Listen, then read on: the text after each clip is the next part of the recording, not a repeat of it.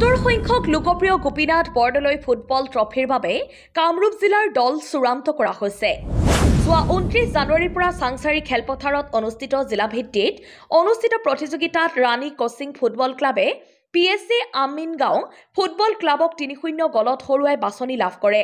কামৰূপ জিলা ক্ৰীড়া সন্থাৰ অনুমোদিত 8টা দলৰ মাজত অনুষ্ঠিত হোৱা জিলাভিত্তিত অনুষ্ঠিত খেলত ৰাণী কোচিং ফুটবল ক্লাবে কামৰূপ জিলাৰ হৈ কেপিটেল জোন খেলিব।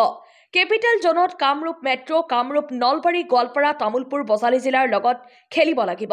কামৰূপ জিলাৰ বাছনি চূড়ান্ত খেলত জিলা ক্ৰীড়া সন্থাৰ সাধাৰণ সম্পাদক, মুখ্যমন্ত্ৰীৰ বিশেষ কৰ্তব্যৰত বিষয়া হেমন্ত চৌধুৰী, ভাৰতীয় ক্ৰিকেট বৰ্ডৰ সচিব দেৱজিৎ শইকীয়া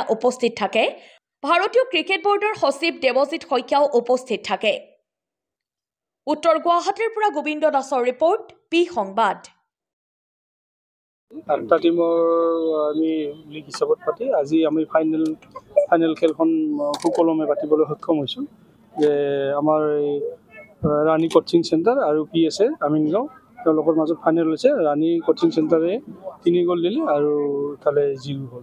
গতিকে আমি খুব কষ্ট কৰি খেলখিনি গাঁৱৰ পৰা ল'ৰা ছোৱালীখিনি কেনেকৈ আমি ফুটবলৰ লগত জড়িত কৰিব পাৰোঁ, বৰ্ডৰ ট্ৰফিৰ লগত জড়িত কৰিব পাৰোঁ, তাৰ আশাৰে আমি এই খেলখন পাতিছোঁ। আৰু আমাক GSA গুৱাহাটীৰ আমাৰ ক্ৰীড়া সন্থাই আমাক সহায় কৰিছে।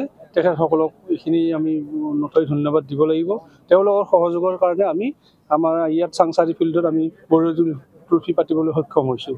আৰু এইখিনিয়ে আমাৰ বিশেষ ক'ব লগা নাই। জয়ী হ'লে টিমটোকে এবাৰ নেক্সট খেল কেতিয়া কি খেল খেলিব? তেওঁলোকে ইয়াৰ পৰা গৈ আমাৰ GSA তাতে আমাৰ খেলিব, জোনত খেলিব। তাত চেম্পিয়ন হয় তেওঁলোকে পাব। আৰু এতিয়া আমাৰ এই ৰাণী কোচিং চেণ্টাৰে জিকিছে যে তেওঁলোকে 75,000 পাব পইচা। আজি প্ৰাইজ মানি চৰকাৰৰ ফালৰ পৰা দিছে 75,000 প্ৰাইজ মানি। আৰু ইয়াতে আমাৰ মাননীয় মুখ্যমন্ত্ৰী মহোদয়ক শলাগ ল'বই লাগিব। তেওঁৰ নেতৃত্বতে আমাৰ এইখিনি বৰ্ডৰ ট্ৰফি গাঁৱে গাঁৱে পাতিব পৰা সুবিধাখিনি কৰি দিছে। এইখিনি আৰু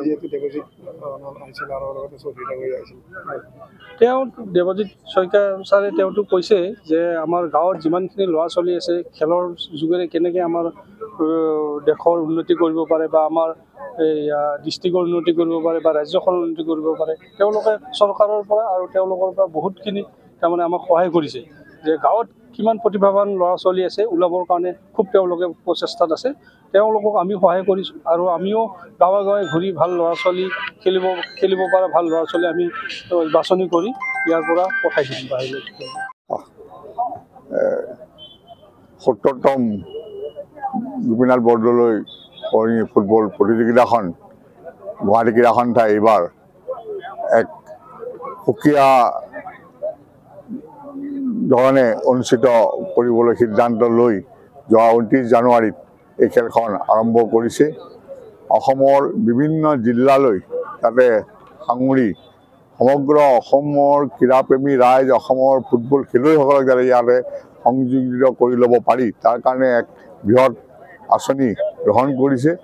অসমৰ 35খন যি ৰাজহ জিলা বুলি কোৱা হয়, ৰাজহ জিলাৰ প্ৰত্যেকখনৰ খেলুৱৈ, প্ৰত্যেকখনৰ সংগঠক, প্ৰত্যেকখন ৰাইজে যাতে ইয়াত ভাগ ল'ব পাৰে তাৰ কাৰণেই মুখ্যমন্ত্ৰী ডাঙৰীয়াৰ উপদেশ ক্ৰমে আৰু অসম চৰকাৰৰ ক্ৰীড়া আৰু যুৱ কল্যাণ বিভাগৰ লগত সংগতি ৰাখি অসমৰ বিভিন্ন ক্ৰীড়া সংগঠনসকলৰ সহযোগত এই বছৰ এই টুৰ্ণামেণ্টখন আৰম্ভ কৰা হৈছে।